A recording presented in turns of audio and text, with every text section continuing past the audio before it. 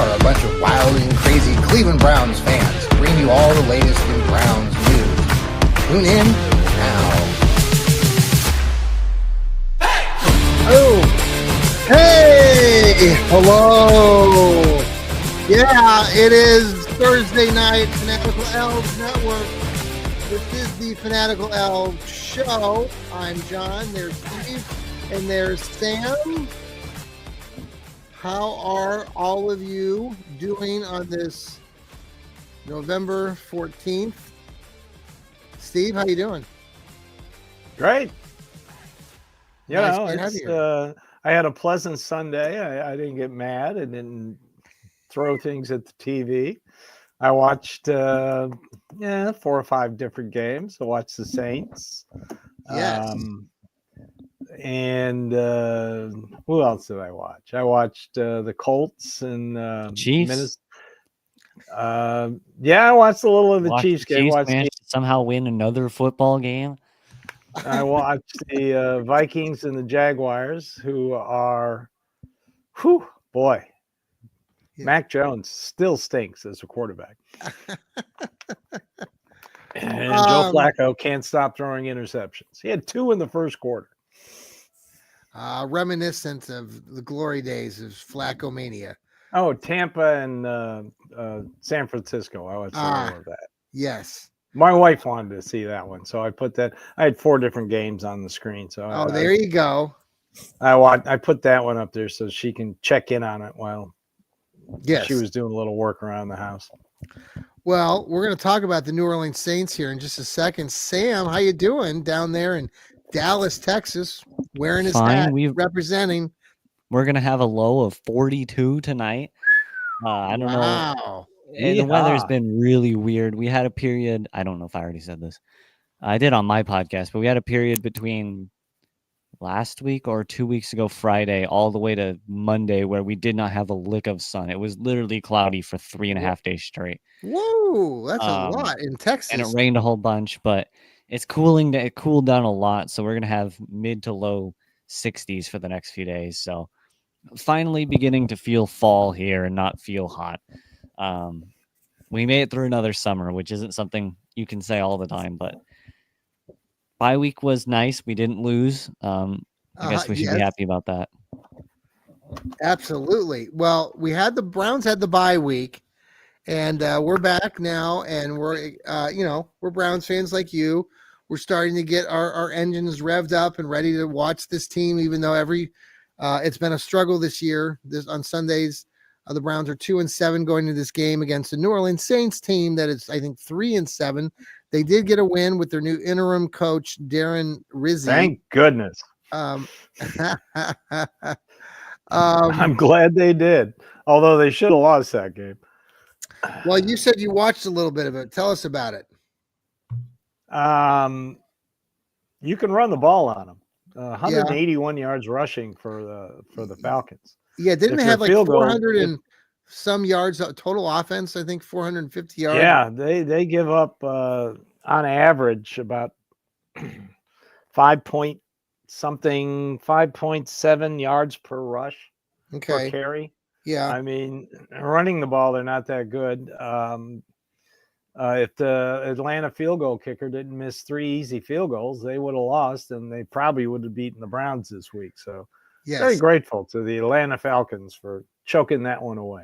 I was reading some stuff on Darren Rizzi, the new interim coach. He, in an article written down in New Orleans like a week ago when they were prepping for the game, one of the things that he did is he had the players move around in the locker room back to their positional status. So if all the linebackers are together, all the quarterbacks are together, the running backs are together, like as far as like their locker room area, trying to kind of bring about some more camaraderie that way. So the other thing that struck me, one of the articles I read, it was Derek Carr, the quarterback of the Saints, was saying how after a couple practices, it was the most offensive plays that he's gone through in a practice in a long, long time, that he was like Rizzi was really taking them through a lot of variety. And, that was before, I think, the game that they played on Sunday. So they weren't sure how that would look, but they, like you said, They probably should have lost it, but I don't know. Well, they can really catch you with a big chunk play, and this Marquez Valdez Scantley, who came over from the Chiefs, he had a huge game. I mean, 3 targets, 3 catches, 109 yards and 2 touchdowns. And he got behind the defense on both those touchdowns. And of course, they've got Alvin Kamara, who's Mr. Everything. He leads the team in receptions, rushes, offensive touches, and then you've got the other Mr. Everything, Taysom Hill, who had an 80-something yard touchdown pass called back because of holding. So, but after those 3 guys, not very talented on offense. So, but those are some pretty good players that you just mentioned. Oh yeah, they are. But if you can account for Hill and Kamara, then you should be okay. And if you pressure a Carr, I mean, his QBR drops like 25, 30 points with pressure. Okay. So, yeah. Well, what I think about the Saints this season, I think about the first game of the year when they blew out whoever they played. I think it was Carolina or somebody like that. And then week 1, they destroyed them. I think they scored like 1,000 points. And then they blew out the Cowboys. They scored 91 points in their first 2 games. Is that right? Yes, because they played. Yeah. That's right, because they won the big game, and then we had played the Cowboys in week 1, and then they went in week 2 and beat the Cowboys, right? Yeah. Wow. Smashed them. Well, thank you, everybody. Again, Fanatical Elfz Network. We are on Apple, on Spotify. If you're listening to us, you can listen to us on any of the audio platforms. Representing the Worcester Generals here tonight. This is my high school. So anybody from Worcester, Ohio, representing you. Worcester. Yes. Like Sam likes to wear his cowboy hat. I'm representing my high school here. Sam, how's your school year going, by the way? Fine. It's perfect. It's school. I mean, I can't say much more than that. Well, I'm a school counselor, Sam. So, if you need any school counseling to help with your career or college I career, think I'll be fine, but readiness. Okay. Are you considered a junior right now? Yes, I'm technically a junior. You're a junior, so I'll be a senior next year. Okay. Well, we'll talk about Sam's future. I'm already a senior. Yeah, that's right. That's right. There you go. Well, Steve, I'm turning the double nickels here in a couple. Oh, wow. On the 25th. Yeah, double nickels for Johnny Cleveland. Feeling a little bit older with that, but I think when I hit 60, I'm wondering what that's going to feel like. Do you remember when you did that feel odd when you turned 60, or not that big of a deal? Kinda. Just another age. As long as I wake up in the morning and know my name and know what day it is and know where I am, right, I'm in good shape. That's always a good start. Kind of like when I was in high school. I'd wake up and wonder if I knew my name and what day it was and where the hell I was. So you revert back to. But there were different reasons for that, I'm sure, Steve. Damn right there were. Oh man, I tell you, and Sam's going, what? Hey Sam, by the way, you got to send me your Christmas list. Yeah, I keep forgetting. I haven't looked. Well, Santa Claus isn't going to give you a present here. Yeah, I know. I only got so many shopping days left, and shipping. It might not get looking at his Gmail, like, man, when is this guy going to send me something? It's all good. I have to get it. I have to get the okay from my wonderful wife, Laura. Right, Laura? Okay, she's not listening. She probably is. Anywho, well, Sam, send me your Christmas wish list. Yes. Because Sam does so many great things for our podcasting. Did you say you did a show today? Not today. I haven't done a show. I will do a show tomorrow, though. Okay. He does his on Friday. I usually record them on Friday and they come out on Saturday. Right. Saturdays are busy for me, but it'll be out on Saturday. What are you doing, man? You're 16. I'm school, and we have Saturday. I just play a lot of video games. I'm gonna be honest. There you go. And so carving out 30 minutes isn't hard, but if I play video games and I forget, then it happens way more often than I'd like to admit. Steve, what I like what I It like about happens. this, right? I like Steve about this is that you and I we can reminisce with Sam about our youth when we talk to Sam here on our podcast. So, Sam, thanks for coming along on the ride. Mhm. All right, so the Browns this week. There's been some discussion. Let's start with Jedrick Wills. Mary Kay Cabot, who loves to stir the pot. By the way, listen to Stirring the Pot with Lou Marconi and Johnny Cleveland Monday nights at 9:15. Mary Kay, yeah, Dog Pound South with Steve Gill. Listen to his show Mondays after the game. Every Monday. So Stirring the Pot here with Mary Kay. She said that Jedrick Wills basically said he made a business decision, and of course that got a lot of negativity amongst Browns Nation, saying, "Well, get rid of this guy. I'm tired of him." People are already tired of Jedrick Wills, so it gave everybody one more thing to talk about to say why we shouldn't just get rid of him. Kevin Stefanski came out yesterday, I think, at his press conference, and like you said off air, Steve, he comes to his defense of his players, and that's why you think that he still has the locker room. Yeah.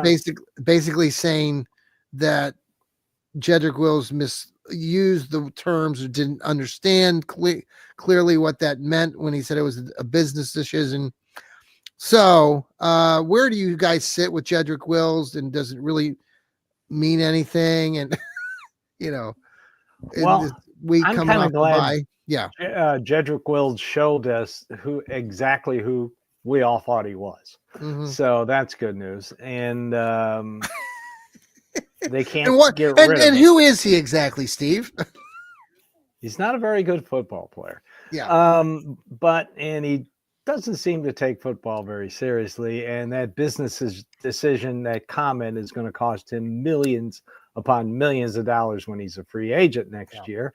And I would say that the reason the Browns haven't cut him is because A, they couldn't trade him. And B, if he goes and signs with another team next year, they're going to get a compensatory pick, which will be probably higher what they could have traded him for if they asked, So okay, I'm just glad that Andrew Berry drafted DeJuan Jones. So he knew he would have to either replace Wills or Conklin. So okay. Sam, what do you think about this Jedrick Wills? Did you see that statement this week? Yeah, I think it's just football talk. I think right now the Browns should just keep playing football. And unfortunately, there's a lot going wrong this season as well. Yeah. Quarterbacks has been a problem. I think right now the Browns just need to, and Jedrick Wills, I guess, but the whole offensive line, the whole team even, we just need to keep playing our football, just keep going along, play until the season's over, and then play some more next season. Okay. Well, it's interesting. This will be the third straight game where they've had the same offensive line, personnel-wise, starting. Okay. I mean, all year. Yeah. This will be the third straight game. So that's good news. Sure. Well, I much rather see, DeJuan Jones played left tackle at Ohio State, correct? Some left tackle, some right tackle. Okay, but we're going to put him in at the left tackle position, correct? And he's getting better. He's a much better pass blocker than he is a run blocker. He's got to work on his run blocking. Yes. But he's a very good pass blocker, which we saw last year at right tackle when he handled TJ Watt effortlessly. It kept falling on him. Surprised TJ Watt didn't end up being flattened during one of those falls. But, he can pass block. He's a very good pass blocker. And I like the fact that they're going to put him at left tackle. It answers questions. If he does well for the rest of the season, then you really don't have to put a lot of assets in a starting left tackle. You got a guy who's still on a assets or no? Okay, assets, draft picks, gotcha. Money, free agents. Asses. I'm sorry. Okay. No, the ass is Jedrick Wills. Yes. But again, thank you for showing us who we thought you were. Yes. Appreciate it. Yes. Okay. Okay. So looking at this other things. The other topic here. I mean, Kevin Stefanski's talking, and I know we started this conversation at the beginning or midway through the season because of how the season's going, but there has been, chatter out there about Kevin Stefanski and job security. And I know, Steve, you've talked a lot on this show and your own show, that you believe that his job is safe. But there are people out there that are talking about, if this season continues to go downhill, if this team gets to 3 wins, maybe 4, is his job still safe? I think you're going to tell me that his job is still safe. I'd like to hear that. It is. Okay. And Sam, I want your take on it. I think it's safe. Go ahead, Sam. No, it's hard, but I think I want to go off topic really, really quickly. I just wanted to bring up, I think right now the Browns quarterback situation, I think Deshaun Watson is out for the next 6 or 7 weeks of the regular season next year, assuming he ever starts again. Yeah. Just because of the timing of his injury. Let's talk about that too in a minute. We can come back to that. Yeah, I just wanted to bring that up because I had been looking up a little bit the timeline of injuries that he has and the timeline of specific injuries, and especially because isn't this the Aaron Rodgers injury? Isn't this what Aaron Rodgers had? Mm-hmm. It is. Then it's going to be a while before he comes back. But I just wanted to. Yeah, I'd like to still address that with the quarterbacks here, but since we're with Stefanski, Sam, what do you or Steve, either one of you? Steve, you think he's safe? I think not. He's safe. Okay. I mean, this year he is. He's gone next year if this team sucks next year, though. Yeah. If he's perfectly fine this year, he could lose in all the rest of the games and he's staying. But if he still think so you both think that he's safe this year. Yeah, but if he starts off 1-4, 1-3 even next year, he's gonna have a lot of problems. Yeah, are you saying this because he signed this extension in the offseason, or is it 2 because the owners Jimmy and Dee Haslam have had a coach before named Hugh Jackson who they kept through a 1-16 and a 0-16 season or whatever. Is that what your logic is on this? Is that part of that? No, my logic is he won Coach of the Year last year. You don't fire someone the year after they win Coach of the Year. And the second is that the last year was also pretty good. He had 11-6 season. Yeah. Again, I've said it a million times that Houston game was winnable. We didn't win, but it was winnable if we had done things a little differently. And you don't fire someone after that kind of season. I mean, next season that had phase of having had performed well is worn off, and then he's up.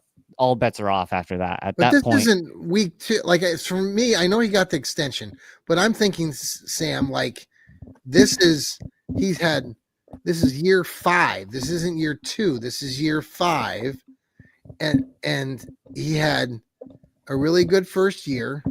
Is that when he got his first Coach of the Year award in 2020 when they won 11 games? And some people still debate, well, he really wasn't coaching. I know if Jarrell was here, he'd say, well, Coach Stefanski wasn't there for the game that they won against Pittsburgh in the playoffs in 2020, but it's it was his team. I mean, it was his. So anyway, he had that year, but then he was there when they beat the Steelers to make the playoffs. Exactly. No, I agree with you. I don't agree with Jarrell's take necessarily that he wasn't the guy that coached him in the playoff game. I know he was in his basement. Almost won a game with no wide receivers. Yes. Yes. I remember that. Yes. Impressive. Yes.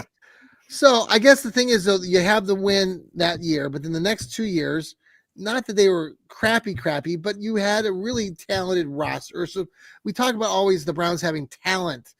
Back then it was, Jarvis Landry, Odell Beckham Jr., and you go sub 500 the next 2 years. So that's the first 3 years. That was the deal. And then last year, again, they went through 5 quarterbacks, won 11 games. Credit to everybody. Credit to Kevin Stefanski. I don't know, man. Right now you're looking at 2-7. If this team if this team loses to New Orleans tomorrow, they're 2-8 coming back to play the Pittsburgh Squealers on a Thursday night game. I mean, they're going up against the AFC North, which could be a benefit to the team because they can play against the rest of the AFC North. I don't know. Like if they can't win, but maybe one more game and they end up the season at 3-14 or 4-13, I can't see him being that safe. But you guys think he will be. So I don't know. Well, I'll give you one stat. Kevin Stefanski and Andrew Berry together, since they were hired, are 37-30. Name another tenure by a GM and a coach since 99 that's done that over that period. None. Right. Zip. Exactly. So you're going to can one or the other. Yeah. I think they're a package deal. And most of the Cleveland media is so laser focused in finding someone to blame. Yes. I'm sure next week. Can you share us again what you did off? Steve was very animated off camera before. Well, first it's Jimmy Haslam, then it's Paul D. Podesta, then it's Andrew Berry, then it's Kevin Stefanski, then it's going to be D and Jimmy Haslam, and it's going to be Paul D. Podesta, and it's going to be Andrew Berry, and they got to find somebody to blame. I don't know how many times that they have said in news conferences that the Deshaun Watson trade was a collective decision. Why won't you accept it, Cleveland media? You've got to find something to blame to cater to people who go on social media who can't admit they're wrong. So, and then you want him to fire AB, and then you want the guy who you say can't make a damn good decision, Jimmy Haslam, to make a decision to hire the next GM. Think about that. Just let that roll around in your brain a little bit. So what are you saying that you don't like? I'm saying what Samuel's saying. Yeah. You keep them, you let them fix it, but if the same thing happens next year, all bets are off.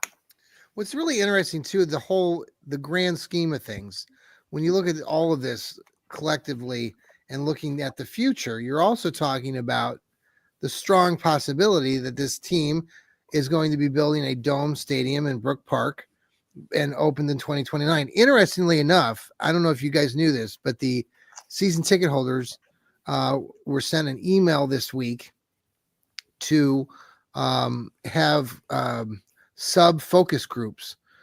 They have one here in Columbus that they're putting together that we've been invited to, where you can share your thoughts and opinions. The Browns are collecting from fans, season ticket fans, on the next steps and what like a dome would look like and what would be good things and bad things about, just the facilities, everything. And so they actually created some focus groups. We got an email like on that, like Monday, I think. I did not fill it out yet, but anyway, I just thought that fill it out. Yes. So I guess it's just, looking at that long term, and the Haslams, and then it's just an interesting time because you've got owners who have a lot of money and are willing to invest that money in this organization and a beautiful new facility. But then you come back to where we are now in this moment. It's just seeing it through. And I think for a lot of us Browns fans, we've seen it. Like Steve, you and I are older. We've seen this team ups and downs. And I think, I agree to a degree that, you want to show some consistency, but I also at the same time, kind of had that knee-jerk reaction as a Browns fan, like, is this going to get much better? I don't think Kevin Stefanski, I can't visualize, and maybe you can, Steve or Sam, better than I can't visualize Kevin Stefanski taking this team all the way to a Super Bowl. I can't vision him standing on the sideline of a Browns Super Bowl, not that we've ever been there before, but I don't know if he's the guy that can actually get us there. I don't know who the other guy who that would be. I just don't see it happening. Maybe that doesn't really matter in the grand scope of things, but I don't think he's the guy that can take him that far. I just think he's not the kind of coach that has it, or whatever that it is. And maybe I'm completely off base. The thing is, when you look back at Stefanski's record, go back, Steve, you've probably looked at this, or Sam, he started back in 2006 with the Vikings, and he was with them for so many years as an assistant. And that assistant, I mean, and he climbed the ladder, and he did it at a snail's pace. And he was, just an assistant. Then he was with the tight ends, and then he was with, I think, the running backs for a year, with the wide receivers, the quarterbacks. He's been all over the place, and he had the 1 year as the offensive coordinator with the Vikings before then he came here to Cleveland in 2020. I just think it's I think he's a great coach in a lot of ways. I don't know. I don't know. I think, just quickly, I think right now the problem with coaches is it's hard to predict it's hard to look, especially for coaches, 2, 3, 4, 5 years into the future, because there's so many teams, there's so many positions. You could even look at college, right? My example is the coach from Miami. Wasn't he the water boy for the Broncos? He was a Broncos coach, but he wasn't up there. He wasn't like big or anything. And now he worked for the Browns. Yeah, and now he's the head coach of the Dolphins. He's considered really good. His team is a little, but that's not his fault completely. He has had a beat up quarterback. But the problem is you don't know. You might have your left tackle coach right now who's 21, who's going to be in 10 years a top 5 coach in the entire NFL. The problem is it's hard to, there's always the chance that a great coach will just show up, and there's always a chance that the coach you're using right now is not as good. And I think we just have to we have to take it year by year. If Kevin Stefanski isn't working, we get rid of him. If the guy we hire isn't working, then we have to get rid of him, because eventually there's enough minds out there in college, and you could even look at the the other places, college. There's enough minds out there. You'll eventually hit somewhere. Someone will have that energy or that passion or that genius spark in their mind that and the better people climb the ranks most of the time. And Steve, you kind of said that too, like right now, like Stefanski and Barry together are the best tandem that we've had since Marty Schottenheimer, right? Yeah, since Marty and I can't think of his name off the top of my head, but Ernie Accorsi. Yeah, but NFL coaches, there are certainties that certain types will fail. If you were a coordinator for Bill Belichick, you're not going to do that well.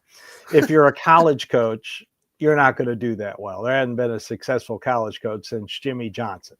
So, Nick Saban even tried the Miami, and he went back to college. He did.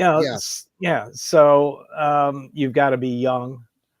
You've got to grasp analytics. I'm sorry, people, for those of you who think that's a dirty word in the NFL. Your ship sailed about 10 years ago, and actually Belichick used analytics, and so did Paul Brown to some degree. Yeah. So,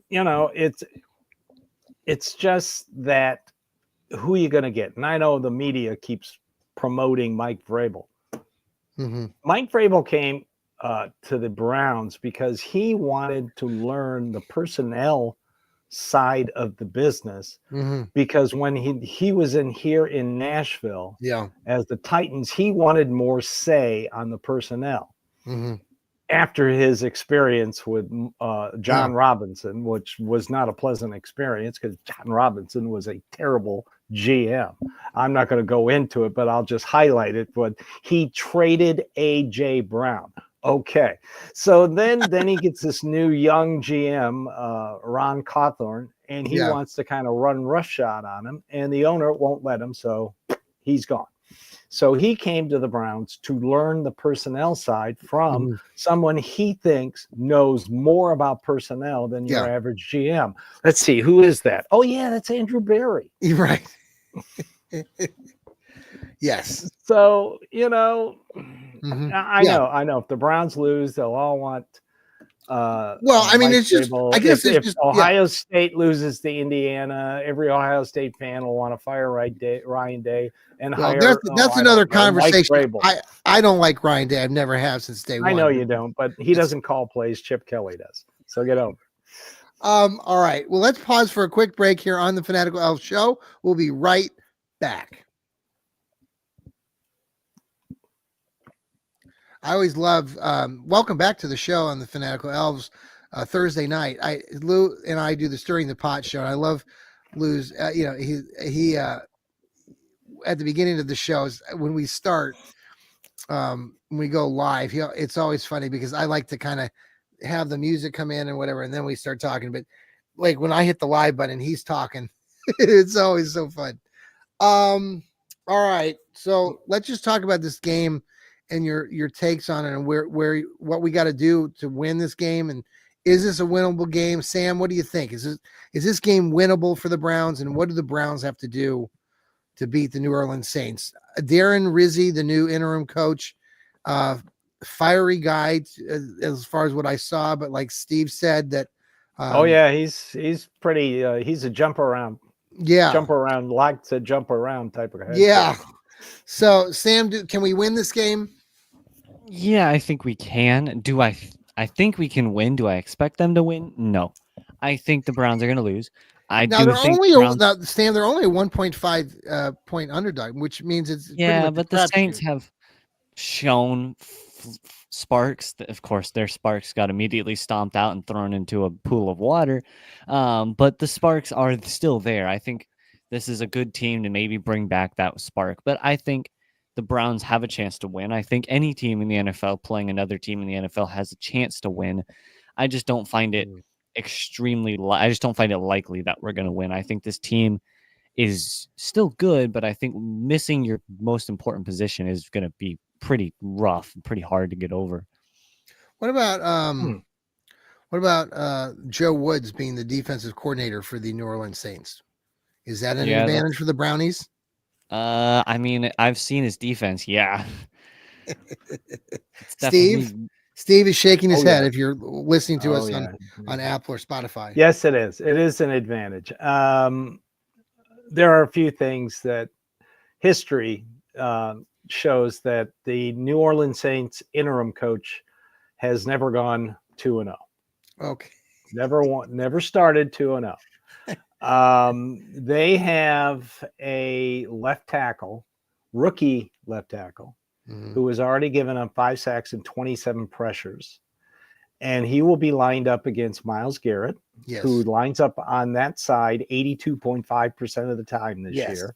So and he's had a week to rest, and he's coming off of a week to rest. The offensive line is where everybody is healthy for the Browns. Again, second day, everybody practiced, which is very good. I'm going to be interested to see where other kind of pressure they can put on the other side. I'm really interested to see what Isaiah McGuire can do.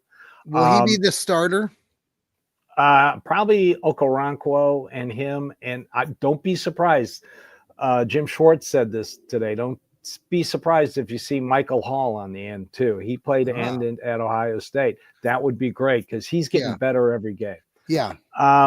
If the Browns can not give up big chunk plays, I know that's asking a lot, but not give up big chunk plays, contain Hill and Kamara, and pressure David Carr.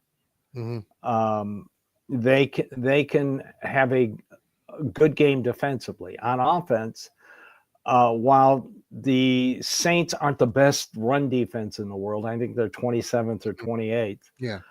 Their secondary is good. I mean, they got the honey badger back there. Okay. They've had 12 interceptions. They do take the ball away.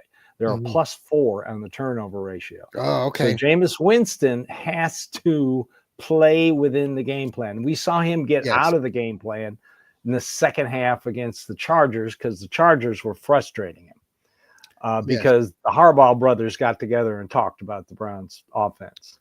Don't tell me they didn't. It was obvious they did. And the Chargers defense is really a lot better than I thought it was. So you can run the ball against them. They're not very good against the run. They've allowed something like 12 to 14 rushing touchdowns this year. Okay. So while they have success with Derek Carr, he's 4-1 against the Browns, and he's on a 4-game winning streak against the Browns. I think they do. This is a great opportunity for them to run the ball. Did with you say Ford he's 4-0 Chubb. over the last time? I'm sorry to interrupt you. He's 4-1 lifetime, and he's won 4 in a row. They beat him when he was a rookie. Okay. When he was with the Raiders. Was that the game where they won? They came to Cleveland. Was that? I'm pretty sure it might have been at that game. Amari Cooper was playing for the Raiders then. Probably. Okay. No, I don't know. I don't know. But anyway, if they can run the ball and continue to run the ball, and the offensive line can hold up, I didn't even know. Who was the great Ohio State pass rusher that is bouncing around from Washington and yeah, you know what I'm talking about. I know who you're talking about. He's on their defense. I didn't see him at all last week. Oh, I did not know that. Yeah. So can they win this game? Vegas has no idea who's going to win it. That's why it's a 1.5 point difference. Yeah. Now somebody like. Okay, so Nick Chubb. Before we leave tonight, I just it's so funny to me. I don't know why it's funny. It's not funny, but I don't know if it's just younger people that write about they don't know much about the Browns, but some of them are speculating again about Nick Chubb. He hasn't done enough. He should just be get rid of it. And I'm like, dude, he's coming off of this horrific leg injury. He only has 130 yards maybe total in the last 3 games that he's played. But what do you think, Sam? I know you've talked about Nick Chubb a lot. I mean, I'm looking for. I watch these games. One of the reasons why I want to watch the game is because of Nick Chubb. Nick Chubb he hasn't been great this season. The stats say so, but you can't say he's been bad because he didn't play half the season. He was hurt. Yes. He still is not 100%. And even if he is 100%, the Browns are going to put him on a pitch count simply because they don't want him to tear anything again. And running backs, especially now, they're starting to come back. I think that 2 or 3 year period where running backs are going to change. I think the position itself is going to become a position where you draft it and the second round, keep him for 4 years and then drop him off and draft a new guy. I think that's what running backs are going to look like in the future. But the problem right now is that people look at the statistics and they think, okay, 103 games, 130 yards. It's about 45 yards a game. That's bad. And whatever, but he's hurt. He was hurt. The Browns are going to limit him a little bit. And running back right now is a weird position that is currently going through a lot of turmoil and a lot of changes. Well, it's going to come down to our offensive line, right, Steve? Like our offensive line has been pretty good too. Yeah, how they do. Said, third straight game with the same starters. That helps. Yeah. Nick Chubb, you can see the vision. Yes. You can see the instinct. He just doesn't have the burst yet, and he shouldn't. Usually when somebody has this kind of surgery, the following year, if they're still healthy, that's when you usually see the vision. But that vision, but the vision is there. So he knows where he wants to go, but he just doesn't have that burst yet. And for these young people who want to cut him, they're just thinking about their fantasy football teams. Right. By the way, I'm on a 4-game win streak in my teacher league with all my friends over at Licking Heights. Shout out to all of them who are listening or tune in. I will not name you by name just because, but I know you want me to, but shout out to all those guys on a 4-game win streak. Thank you very much. Okay. I just can't do that. If my name and the word fantasy are in the same sentence, Haley Berry needs to be in there somewhere. I understand that. What was that one movie that she was in back in the day? Pick one. Honda movie, Billy Bob Thornton. Catwoman. Billy Bob Thornton was like, it was a really kind of a sad story. Oh, I know which movie you're talking about. She has the son that gets killed accidentally walking on the side of the road, and Billy Bob Thornton. It's a very, very good movie. I think it was up for some Oscars and stuff back in the day. All right, so just final thoughts before we wrap it up tonight. Steve, what are your final thoughts? What are you excited about for Sunday?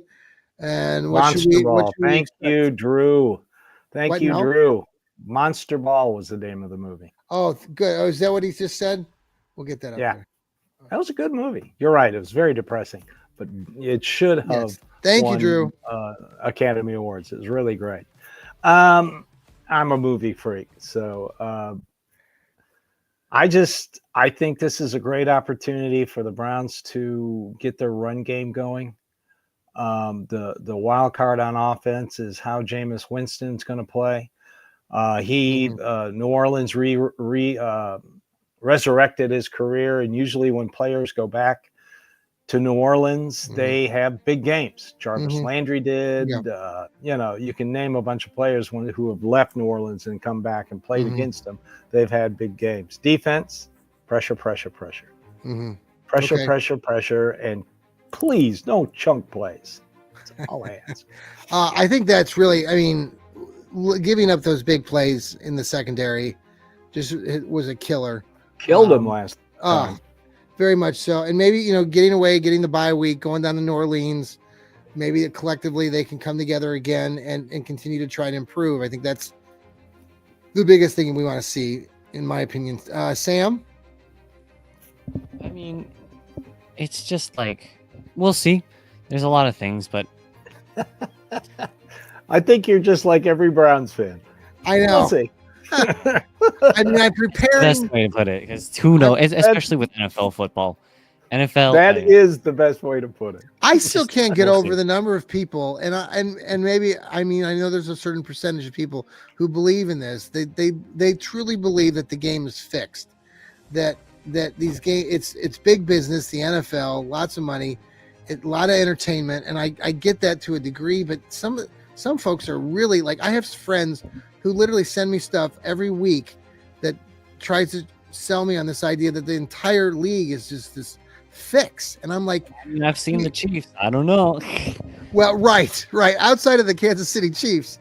No, but it's crazy, man. If it was truly fixed, every team would either be 8-9 or 9-8. Yeah. Okay. Because everybody would be in the playoff hunt to the last weekend. Well, yeah. Think about it. Yeah, for the Cowboys, they still lose. Like, they still manage to lose. Well, I think the Chiefs are 9-0 or whatever they are because of Taylor Swift and Travis Kelce. That's just, I agree. It's a it's a Taylor Swift thing. It's made. TV. No, it's an interesting. The Chiefs just. I'm happy for somebody like Kareem Hunt.